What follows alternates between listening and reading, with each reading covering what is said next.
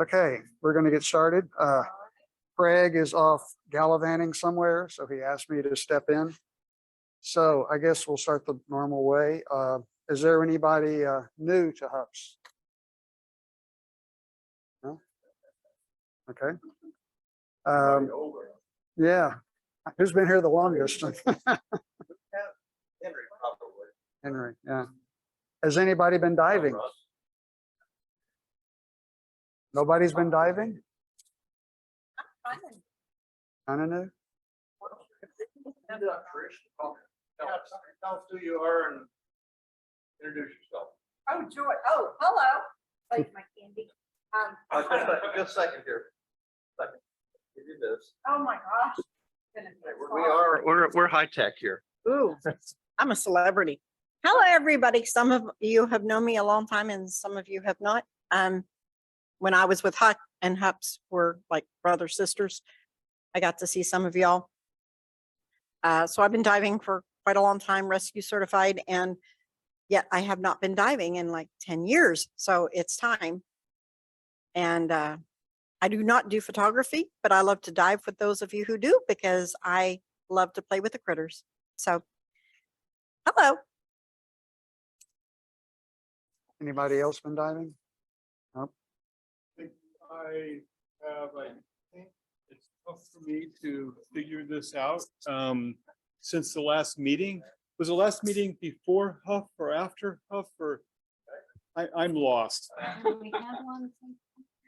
There was Yes, one we after. did, right after. Yeah. Right We after. did, right, the next day. The next day. And I wasn't there, was I? No. Because I was off diving. Okay, Yes, so you. I have been So diving. tell us yeah. about your diving. So I was on the Gallant Lady, Nautilus Gallant Lady in Sea of Cortez. And that is the Mobulas. They say orcas, but that's just to get people to go. There wasn't an orca you could like, I actually got mad at him for that. That's a marketing scheme. But anyway, the Mobulas were fantastic. The sea lions were fantastic, and there were whales everywhere. So that's pretty cool too. The dolphins were there everywhere too.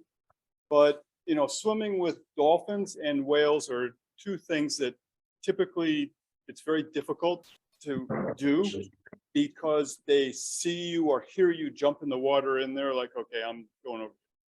So it doesn't really happen. But the Mobulas and the sea lions were worth the price of admission. And so Dennis is working with me on my Da Vinci learning, so to speak, my lesson plan for the day. And so I'm sorting out all my videos for both of those and trying to get something together. And just as it's a lesson for me, right? It's a practice lesson. And since I have enough material, it should be able to do it, right? So anyway, it was fun. Yeah, and I've seen his stuff, and he has, I mean, between the first stuff that I've seen of yours and this, you're making really rapid progress. Congratulations. That's just in taking the videos. You have to do something with the videos according to everyone here in this group. So that's what you have to learn, right? So, Well, that's what we're doing, trying to. For those of us who haven't seen them, what's the book? yeah, okay. Small matter, right? Yeah, Dennis. So that's actually a genus name. So basically the family is the ray family, but doesn't include stingray. Stingrays is another genus.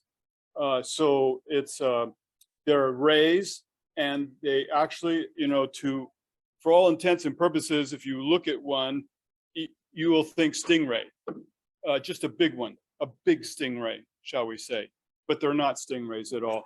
And the reason why we go there now is because this time of year they school. So they're usually solitary. They usually just go all over like a stingray. But this time of year they school. And so they're all together to feed, which means the water clarity sucked. but that's because plankton was all in the water, and they're together, they're like swimming around in circles, just feeding, and breeding every now and then. So I guess they do that a little bit too. So, yeah, So is this like eagle ray family or no? that's a good question. Does anyone know the answer to that? I don't.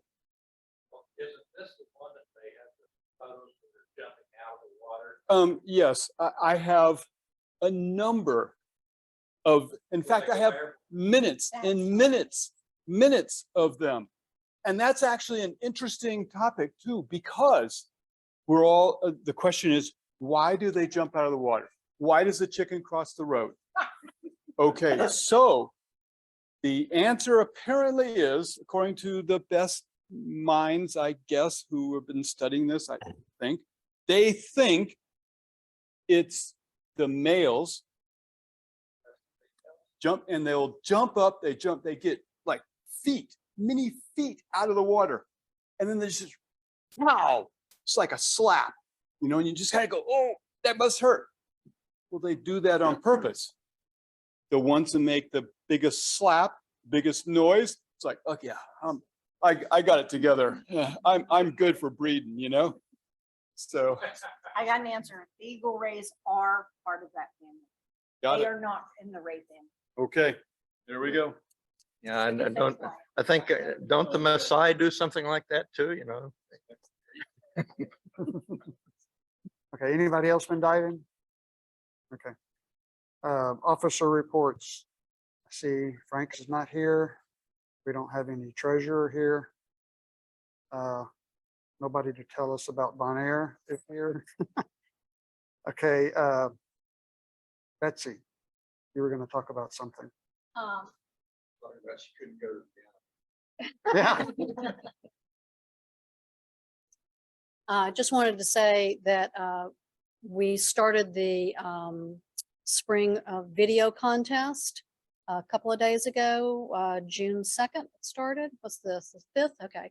So, and the video contest will go on through the end of the month. So please go on, follow the link that I sent you in the email and watch the videos and vote for your favorite, please, before you have until June 30th to complete that task.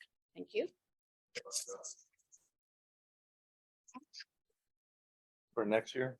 That- That's a little premature. Yeah. Um, We'll talk about the last one as a I program can talk a little bit about workshops. presentation. I don't know about I'm going to give my workshop on video workshop up to the Dallas Underwater Photographic Society. And so they've asked me to condense it to 35 minutes. Well, just do part of it. Don't do the whole thing. I'll figure it out. You had like 3 topics, just cover 1 or 2. Yeah. No, I can manage it. Okay.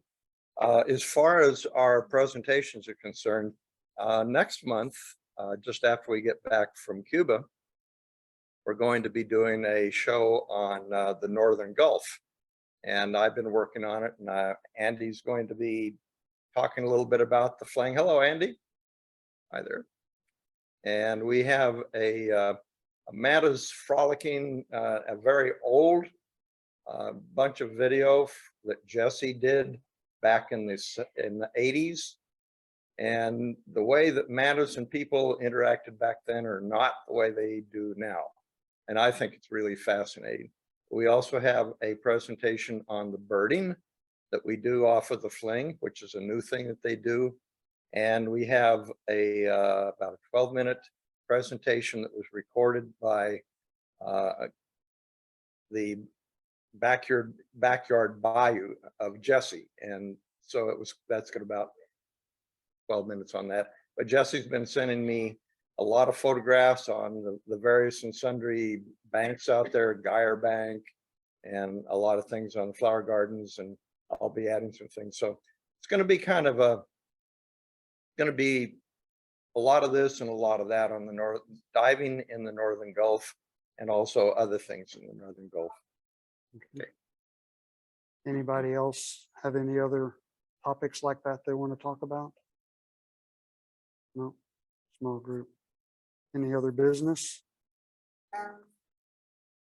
Chum garage sale.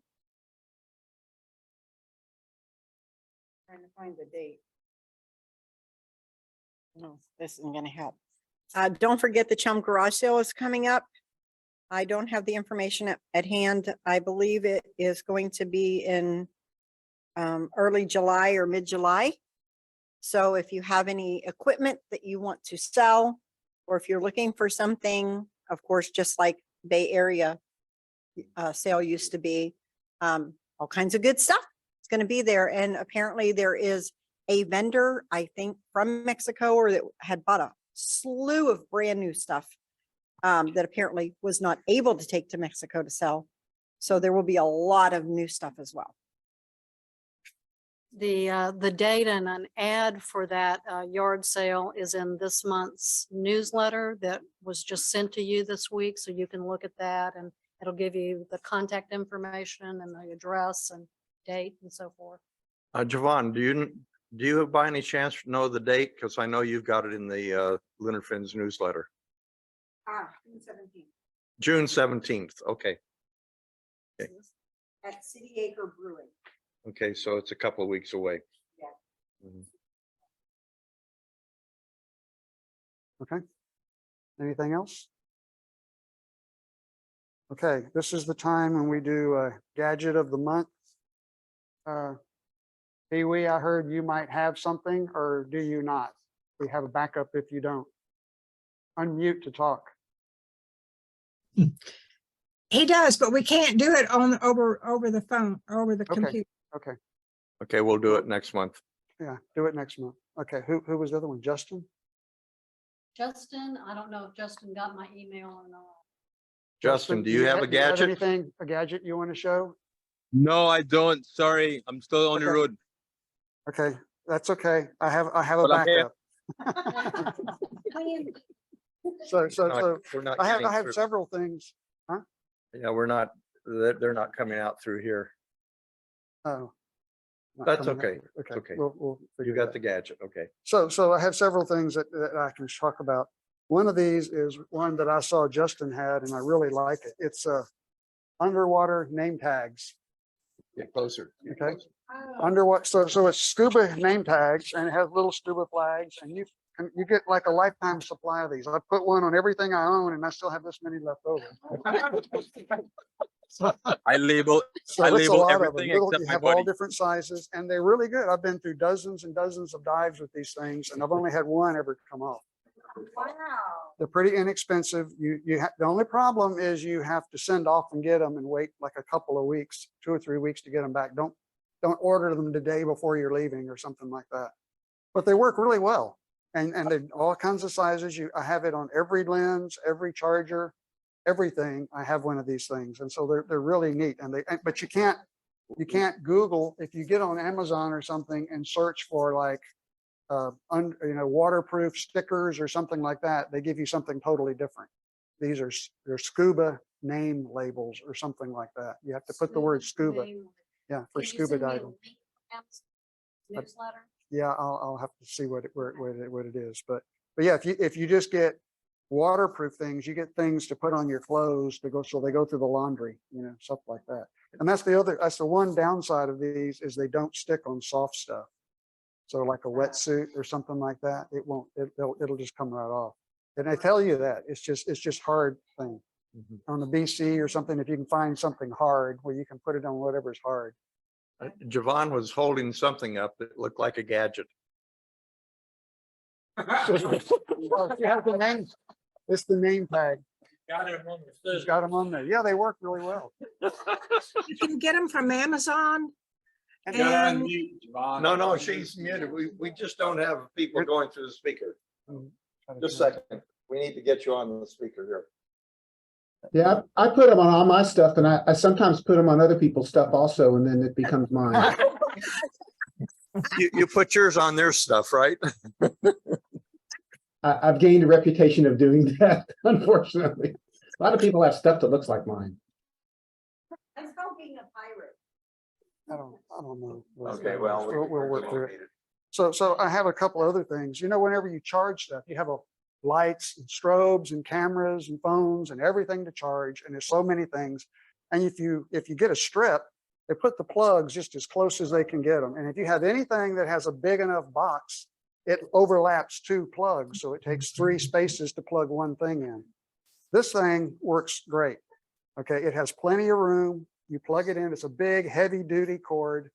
And you can put as big a box as you want on this thing.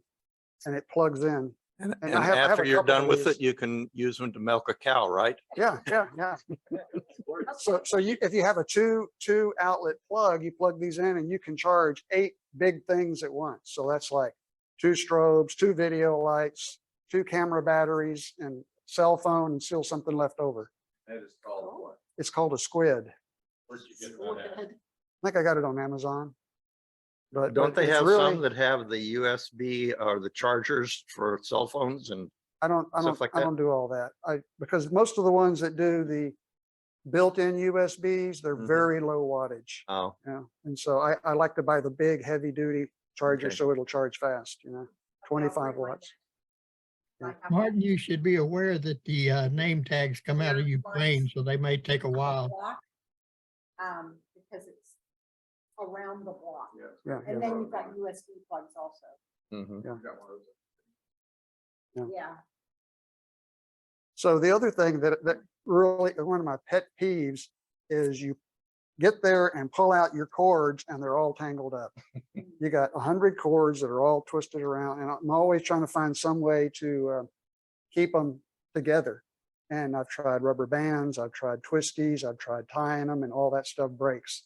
I found these little Velcro things, and these, I love these things. You just undo it and you have it there, and it has a little loop that keeps it on there so you don't lose it. And then when you're done, you just wrap it back around there and it's all Velcroed back. I need some of those. I mean, I love these things. Actually, the cardboard. Yeah. Depending on how long it is, cardboard, toilet paper, or paper towel rolls. Pull it up a few times, stick it inside, very secure. Until you get them wet. Yeah. Those for at home, Yeah. not for a dive trip. Yeah. These work great for dive trips. Yeah. You have one little pack of these and they're different colors, so you can do different things for different colors, and they're all different sizes and strengths. And yeah, they're great. It's called what? Velcro wraps? Velcro, yeah, just Velcro wrap, something like that, yeah. So you got a 3-for-1 tonight, 3 gadgets. Okay.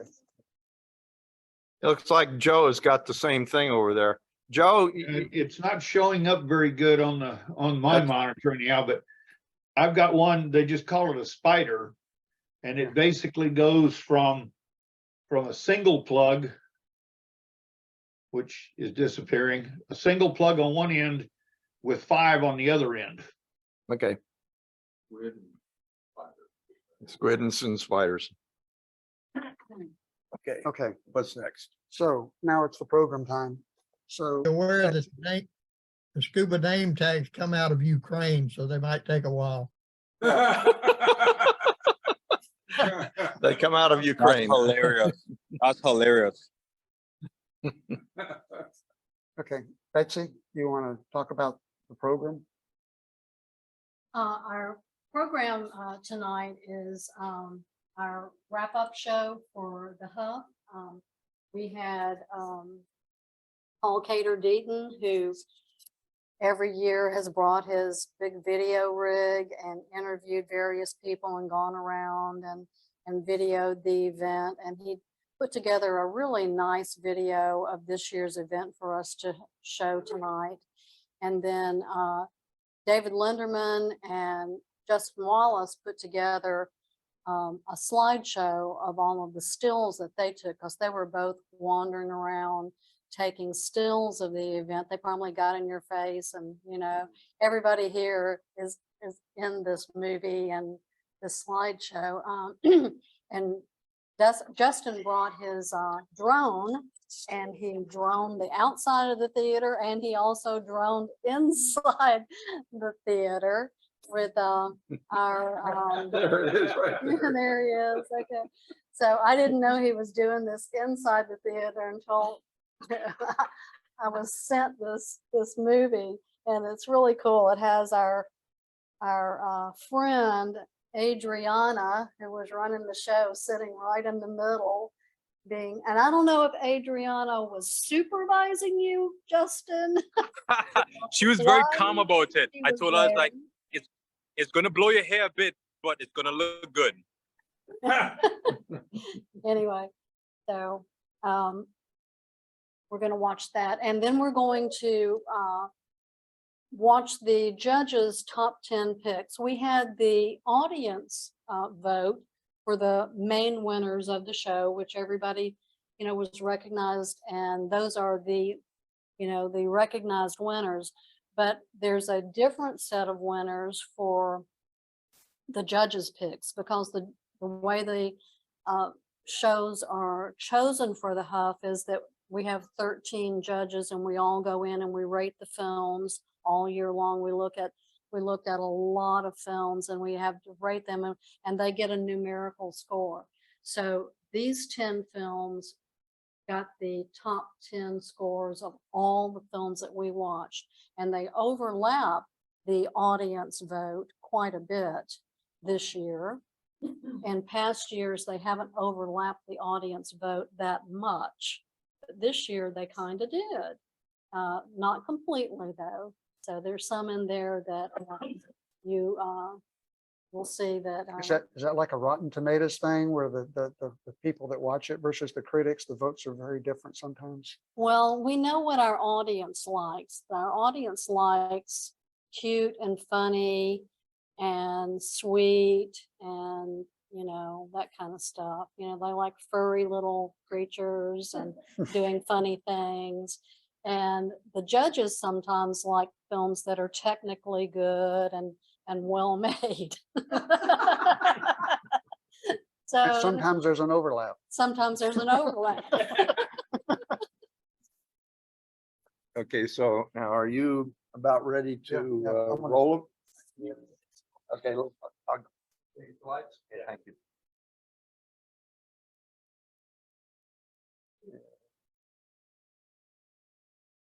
I'm gonna try this a different way and see if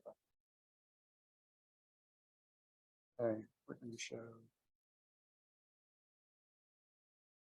Okay, Betsy, you want to talk Okay, about this? this is a very important list.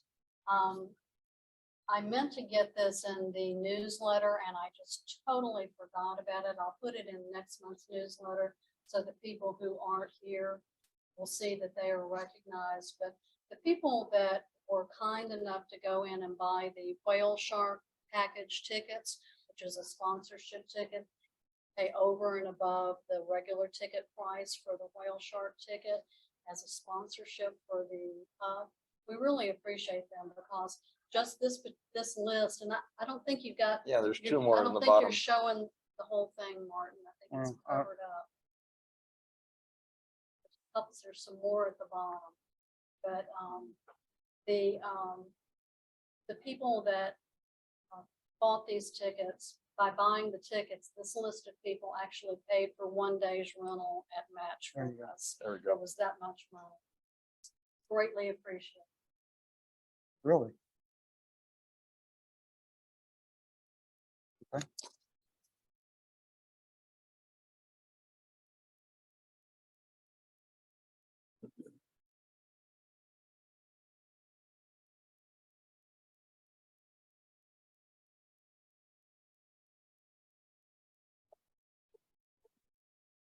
No, the group as a whole group paid for one day's rental of the theater.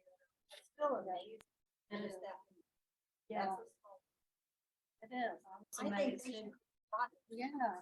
The Houston Underwater Film Festival is getting to be more well-known, because this is our third year, although we took a 2-year break for a pandemic. But I think that there's some really great filmmakers out there, and they have discovered us, and they're starting to send us a lot of really wonderful films, and to the point where we have to turn down films that I wish we didn't have to. We just cannot show them all this year we got a lot of great animated films. There's some young, just out of school animators that are starting to send us their films, and they're just delightful. So there's a lot of American animators. It seems to be a thing here, but it just seems to be just overall around the world, something that's just really popped up and is going on all over the place. So I'm really enjoying it. I think the art house flicks with the weird and bizarre films seems to have the most conversation about it after the day. Yeah. I would have thought it would be. Well, that's because we're in Texas and our Texas filmmakers are here and they like to talk about themselves too. So yes, they're like, I won. So, but our Texas filmmakers are really good too. We're very proud of them. So happy to be able to show their work. It'll be here next year at Match. It will be April 6th and 7th, 2024. I just hope everybody realizes what a fun weekend this is and comes and gives us a try. If you're not from Houston, you ought to come in April because Houston is glorious. So come and watch the show and spend some time outdoors with us and the parties after. It's just a great time. Now that we have our name on the map, we're getting a lot of entries. We had 400 total films, over 400 entered to our website. Out of that, we picked 123 that we thought we might have a chance of using. And from that, the committee found 61 films from 24 different countries. It's not so hard to find the ones that are going to go into the festival, but to actually rank them, it's such a diverse set of films that it's very difficult.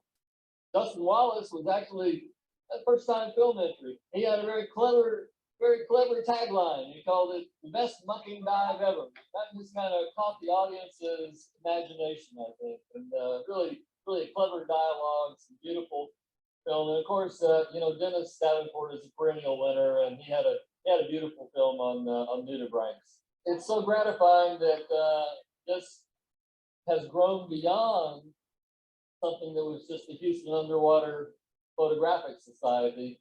Now we have all of the major clubs in the area involved. People are volunteering. So it's really become an event that draws the dive community together into one event where we can sit around and swap lives and enjoy the underwater photography that we all love so much. Videos that people produce. It's a lot behind it. So to actually see people behind film, it makes everything for me. I would say what compels me a lot, to be honest, is just the overall production of the film, right? Music, editing, color, the clarity, and the destinations. You know, what we don't see behind those films are the actual amazing destinations. That's what scuba diving brings to you, right?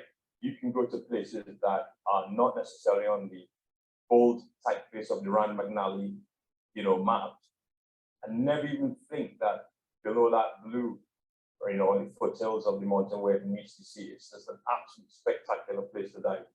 So yeah, I really enjoyed just looking at where the content was created, talking to the people about those trips, and that gives me a lot of drive to go seek those places up. What I've been telling people over the last month about the film festival, right? It's summed up in like 3 parts, I would say. One, it's a brand new world of videography that a lot of people are not open to because they're not privy to. If you want to see anything underwater photography wise in terms of content, you normally see it on the big Nat Geo. We have spectacular content here. Some of the behaviors that were captured are Nat Geo quality, right? The second thing for me is really and truly, it's a place of camaraderie for scuba divers in Houston. We spend a lot of time as scuba divers going to places. Very rarely we actually get to take our suits off, our fins, and dress well, and come talk about the same thing, right? So, there's a saying, just add water. And then last but not least, really and truly, is respect, right? I love the feedback from the audience. For every single film got a resounding applause, right? And that's respect, and seeing the people, again, I walked up to most of the content creators and I was like, that's awesome. I wish that some more of the content creators will make the time to come to the festival, right, and build that camaraderie, make it a little more of an international deal, and even local. Let's call it local to the United States, right? So what I would like to see going forward for HUPP is that we really promote, the film festival just like the others on West Coast and other places, East Coast of the United States, and bring more people to our beautiful city, Houston, and see this film festival.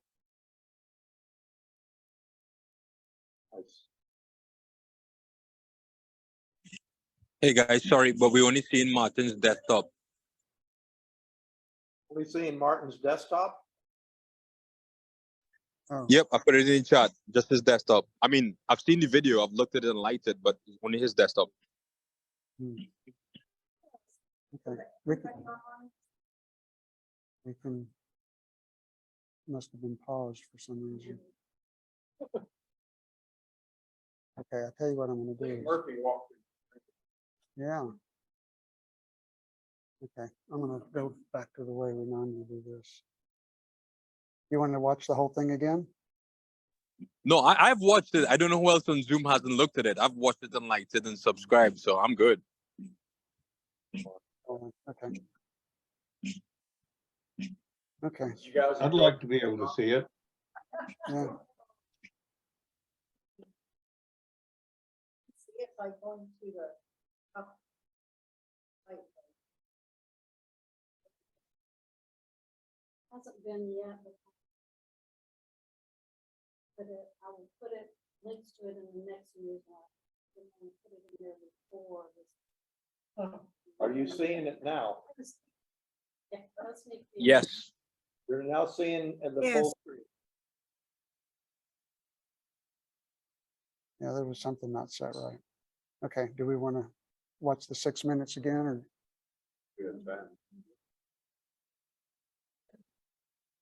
Somebody, Someone make a decision. Yes, yes. You want to see it again? Okay, go ahead. Not really.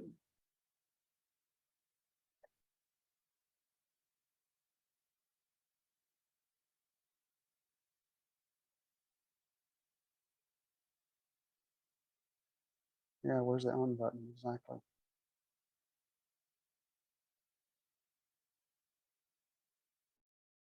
Okay, I'm gonna start over. Yeah, Just tell them you're gonna have to wait until Betsy posts it the next. yeah, post a link to it. Okay, let's Okay. move on. Post it. Move on. You guys watch it in the next newsletter. Betsy will post a link so you can watch it.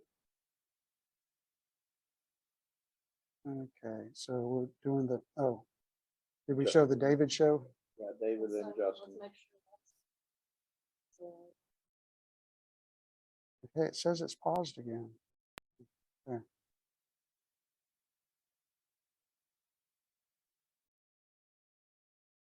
Every time I click it, it pauses it.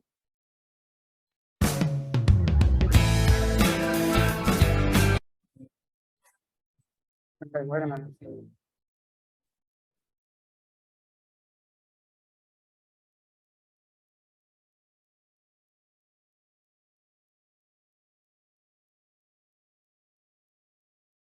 Are you seeing it?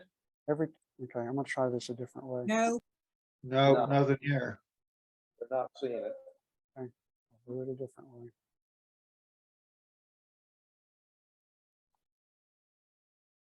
Share screen. Get it running and then share screen. Well, that's what I have, yeah. Okay, now it's sharing.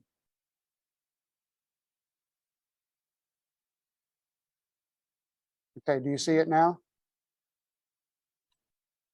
I do. We're seeing something. Yeah, you see it?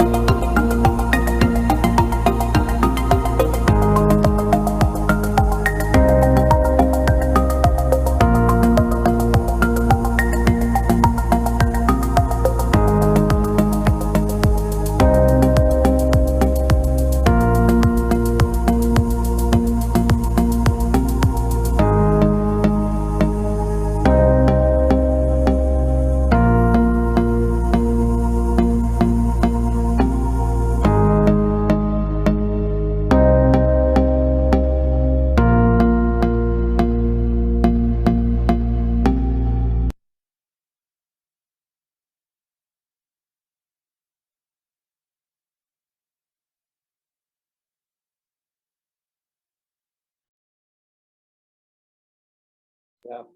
Nice job, Justin. Great job, Justin. David, wherever you are. Okay, now the top 10. Alphabetical order.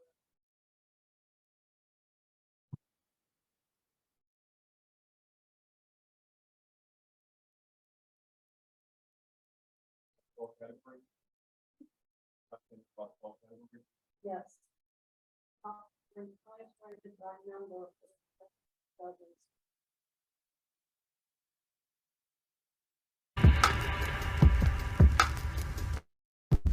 Can you all see this? Oh, Yes. Thank you. Tout a commencé à 1 mètre. Enfin, presque. Juste en dessous de la surface.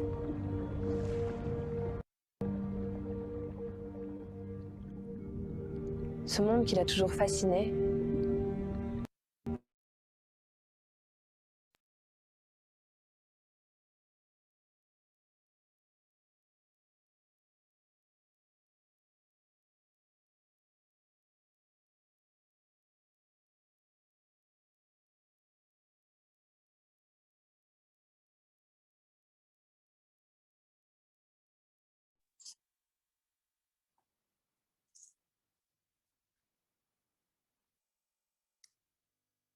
We don't see the picture anymore.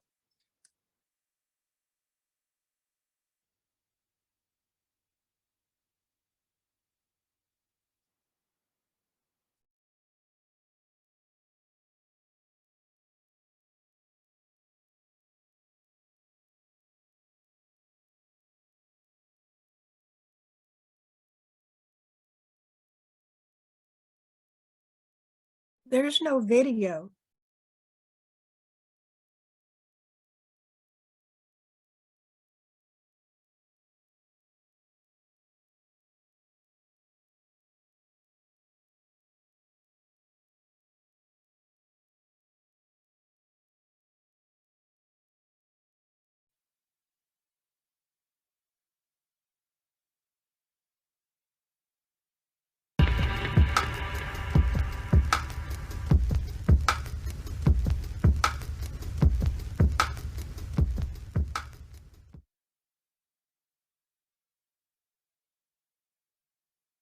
Tout a commencé à 1 mètre.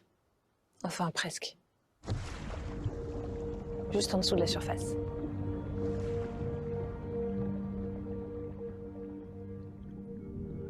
Ce monde qui l'a toujours fasciné, il allait passer sa vie à le conquérir.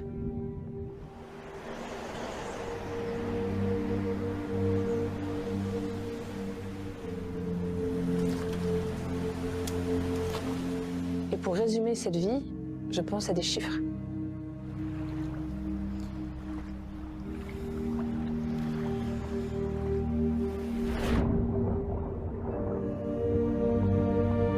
Je pense à des profondeurs, plus exactement. 10 mètres, ses premières apnées. Les petites et les grandes découvertes. Un univers à apprivoiser.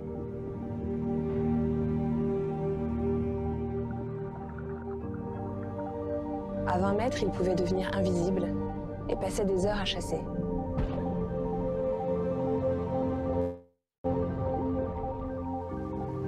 C'était quelqu'un d'obstiné qui aimait repousser ses limites, quitte à parfois repousser les limites de son entourage. Il s'imposait des entraînements intenses, toujours plus exigeants. 25 mètres, la fosse de Saint-Raphaël. À 30 mètres, il pouvait remonter le temps, comme sur l'épave de la Mona qu'il a si souvent explorée.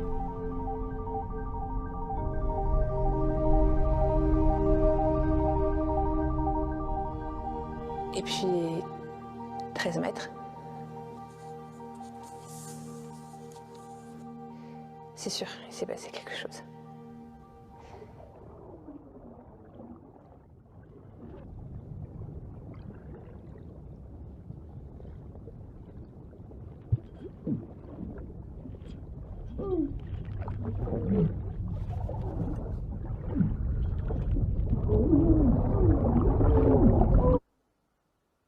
On ne saura jamais ce qui a pu se passer exactement à 13 mètres. Il emporte avec lui son secret. Un de plus.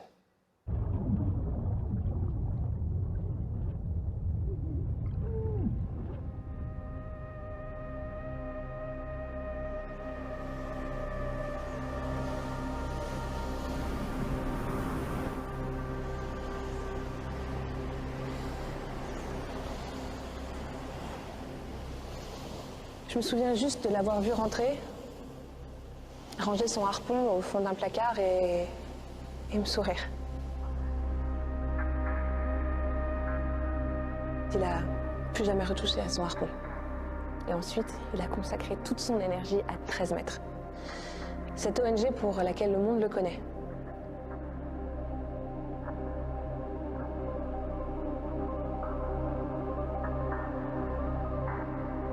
Alors pourquoi 13 mètres? Est-ce qu'il a eu là-bas une prise de conscience? Une découverte? Est-ce que c'était juste par superstition?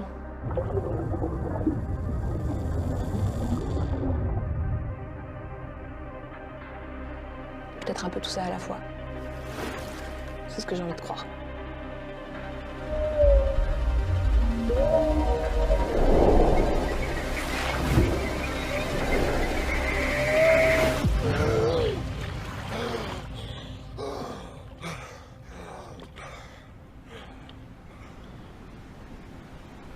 Ce qui est sûr, c'est que pour toi, papa, on continuera.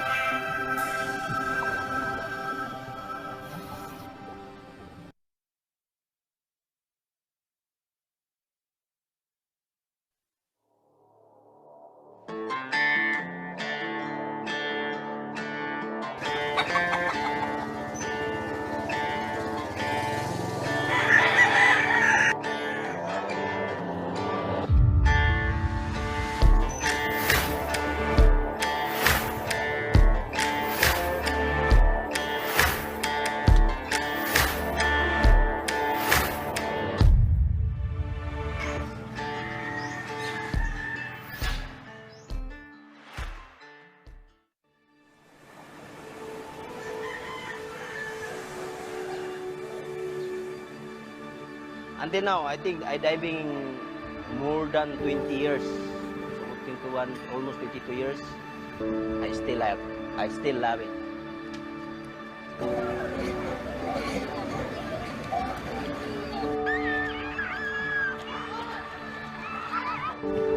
First time I saw the shark, I told you that I scared up. Now you can see if you go around on the island, there's a lot of symbol like logo, even in the school. I think the kids also, they're not really known about diving, but they already know that the treasure shark is very important, because you can see in the wall they have a band, you know, let's say very important on this island. Oh my God, the body is very big eye. I didn't scared because I saw the mouth very close, very small teeth. Yeah, very nice. Long tail, very long tail, they move very slow. Yeah.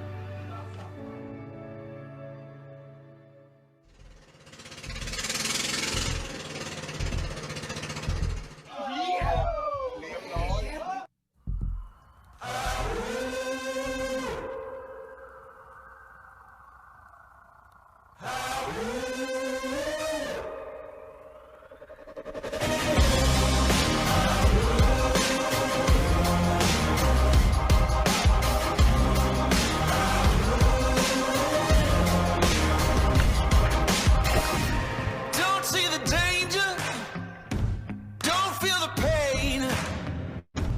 Walk on the water, run through the flames. If you're not the hunter, you become the prey.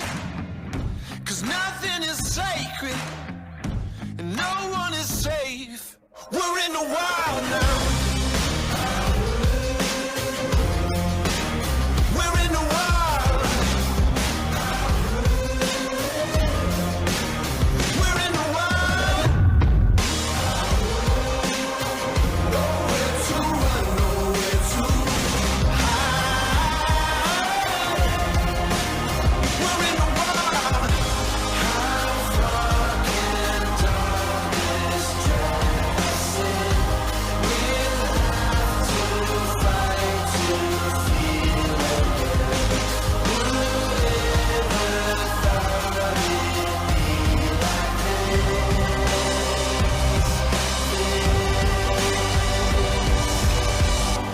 We're on the outside looking in. We're in the wild now.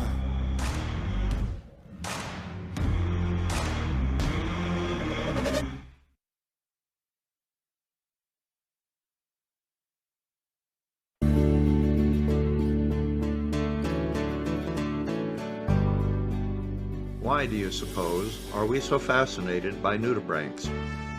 After all, they are just snails without shells. I have a theory. We're all a little bit lazy, and nudibranchs are just insanely easy to photograph and video. But of course, there has to be more than just that.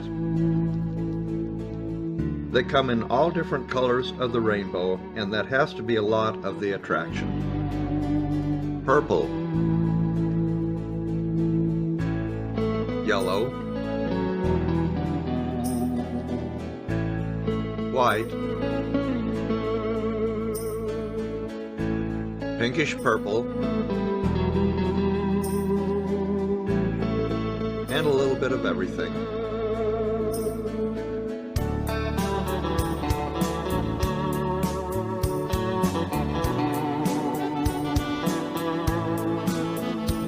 The name nudibranch is a mashup of the Latin word nudus, or naked, and the Greek word brachia, or gills. So, naked gills. Dorid nudibranchs, like you see here, breathe through gills that are on the rear end of their body.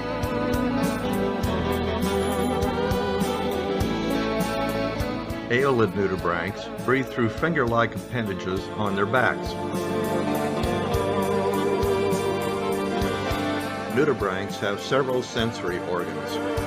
Their eyes are tiny and only capable of making out dark and light.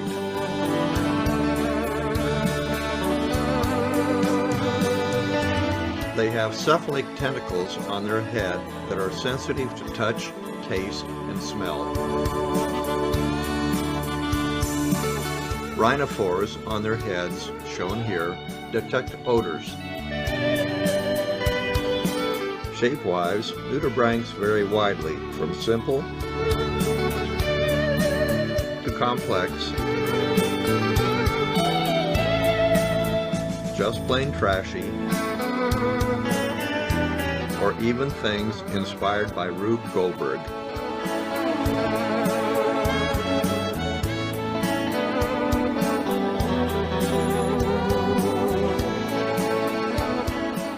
They are sexually hermaphroditic, having both male and female sex organs.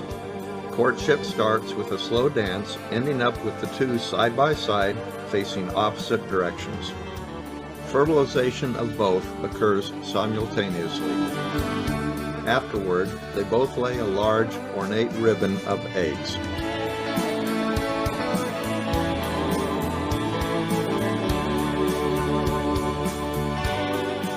Size is another variable. They can range from rice grain tiny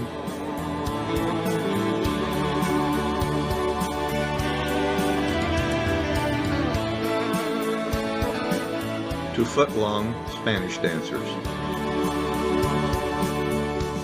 One thing that distinguishes nudibranchs is that they are carnivores, eating tunicates, hydroids, and other animal species. There are many sea slugs that resemble nudibranchs, like these head shield slugs, but aren't. Some possess rudimentary shells and are herbivores. This little guy on the move is a side-gill sea slug. Football-sized pluribranchs are also side-gill sea slugs. Sacoglossans are herbivorous, mostly eating algae. Perhaps my favorite non-nudibranchs are the sea hares. They have a soft leathery shell inside their body, and they are herbivores, eating mostly seaweed.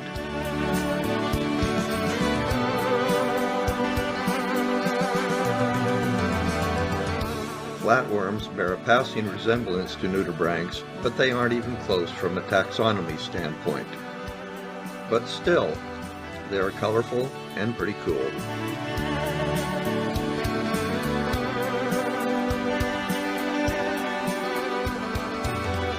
We'll end with this beautiful pair.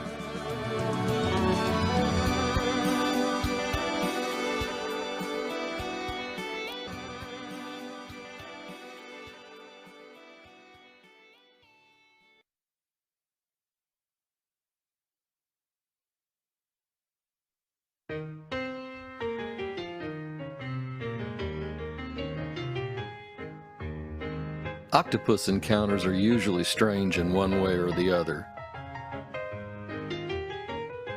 First, you have to find them.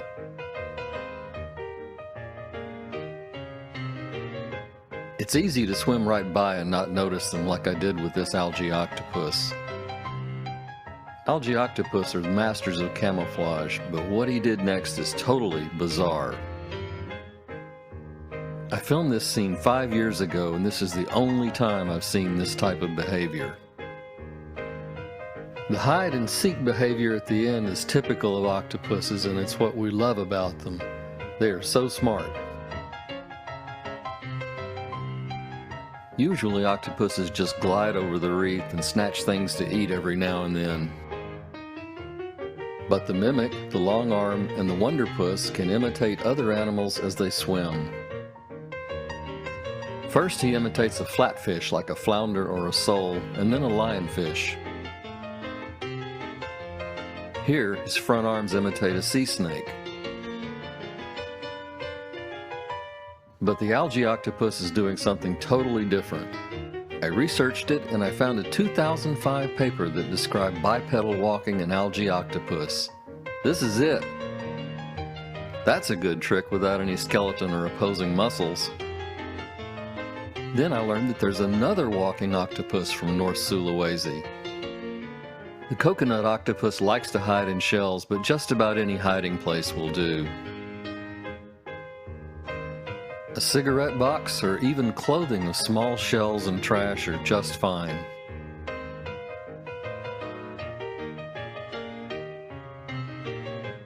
A broken beer bottle works, but the best is one that isn't broken.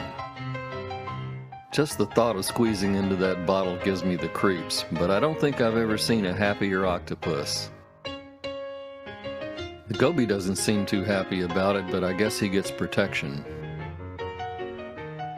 Actually, it seems like they bonded, but maybe I'm just projecting. Researchers say the coconut octopus may be the smartest of the cephalopods. They're known to use tools, and here's an example using a piece of wood for defense.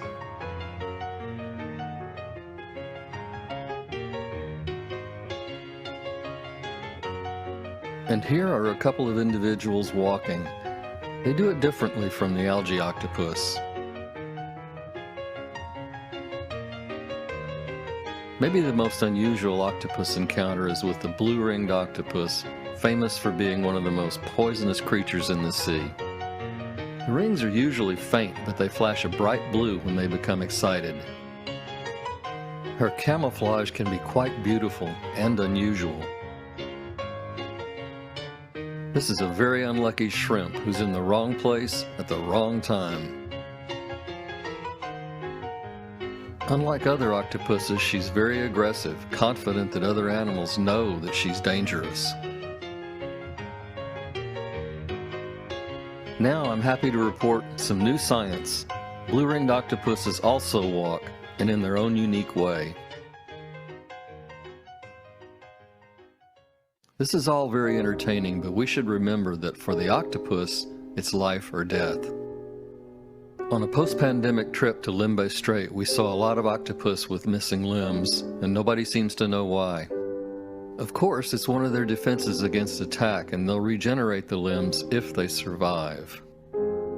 This little guy only has 2 limbs left, but I'm betting he makes it. He seems like a fighter. And finally, another new one for me, a mother wonderpuss with eggs. She seemed vulnerable wandering on the sand, but then we learned that this is normal behavior for the wonderpuss. They carry the eggs until they hatch. By the look of the eggs, it won't be long.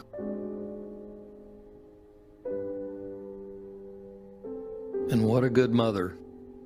A small clutch of eggs has come loose, and she's picked it up with her rear arm and is tucking it back under her body with the rest of the eggs.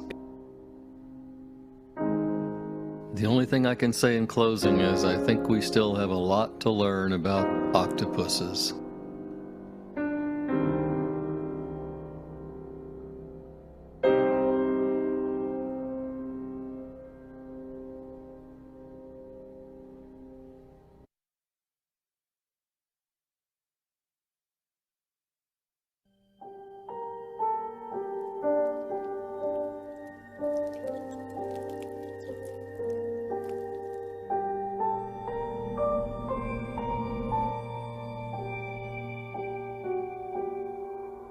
Once upon a time, there existed a mysterious population.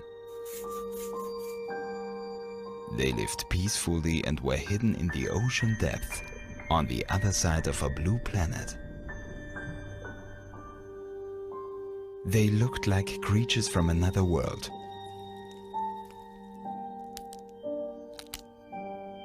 What made them feel so strong was their mutual affection and their wish to lead a life in lasting peace.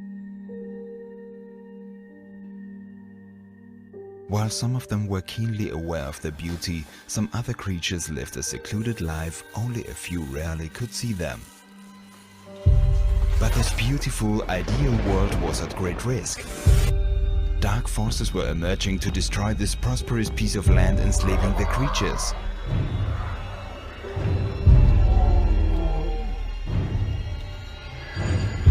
But these enemies were powerful, armored, and armed to the teeth.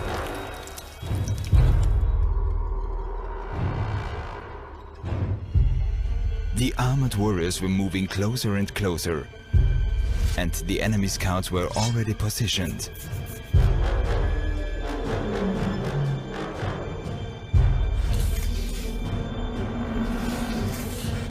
It would appear to be an inevitable fight.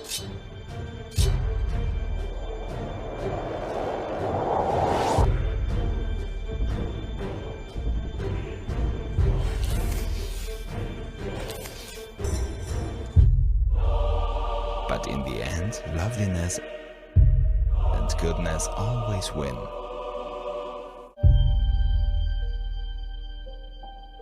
If human beings do not exterminate all these wonderful creatures, they will survive and continue to live happily ever after in the depth of a blue planet.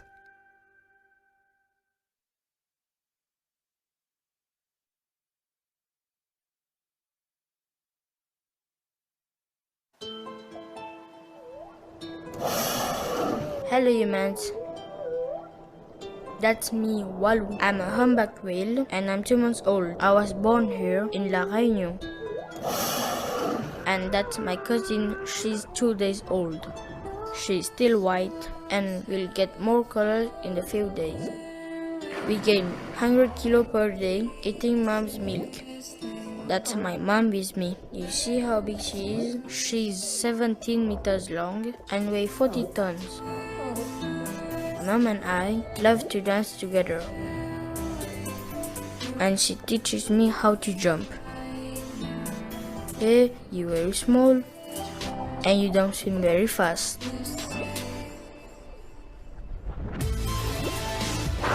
Oh, it's the start of the courtship ritual.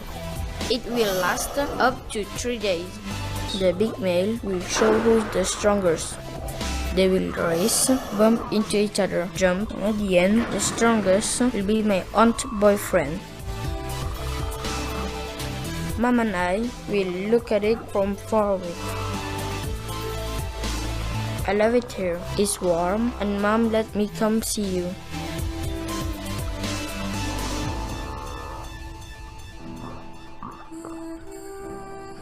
We can hug each other all day long.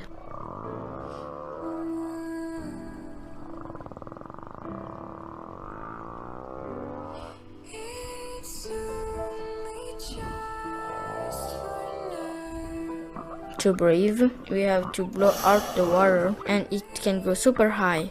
For me, not so high, but still high. Mom and I, we always have a bodyguard that makes sure everything is okay. Look, he's jumping to get rid of his parasite. Wow, he's so strong. It's almost time to go. I'm warming my fins. We're going to the Southern Ocean. Our hair is very cold out there, but we can eat krill all day long. Oh, Mama is in a hurry. It's time to go. Bye bye, see you next year.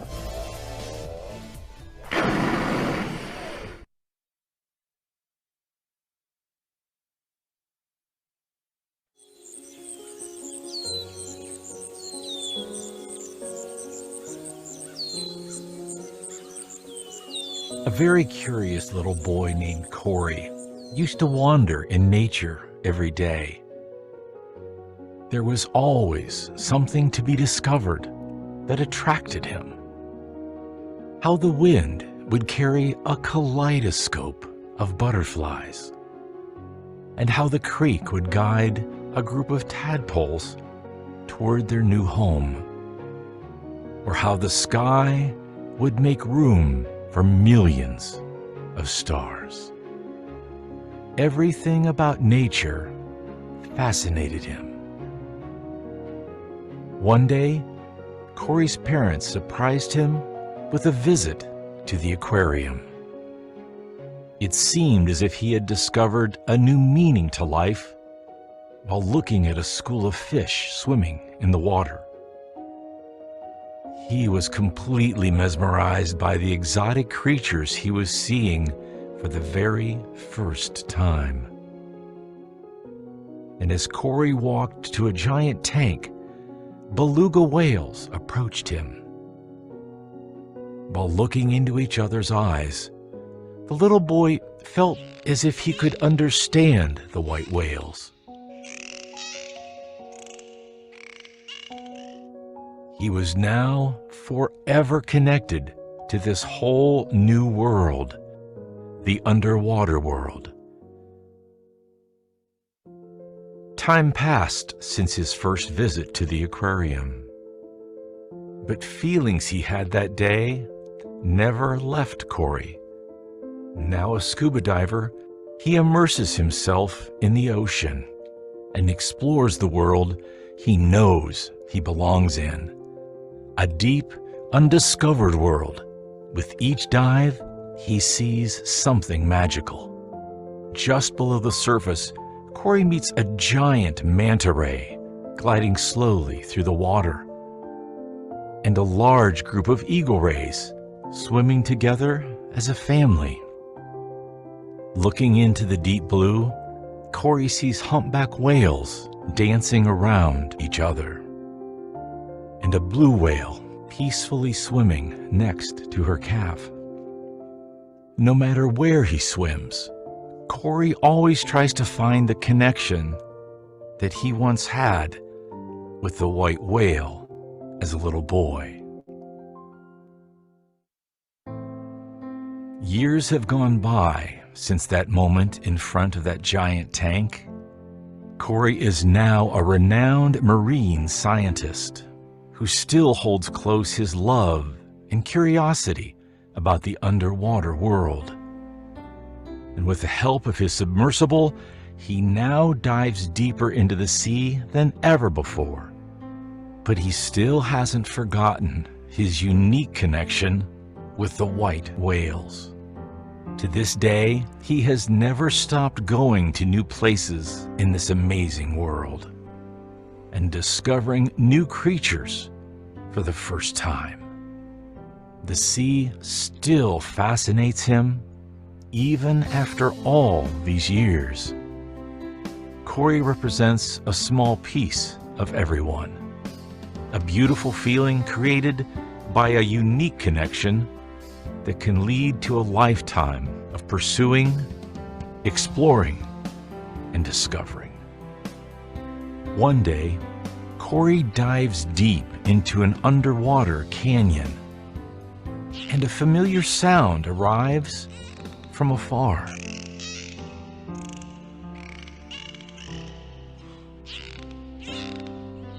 And just like that, that distant emotion is renewed, as if it had been only yesterday.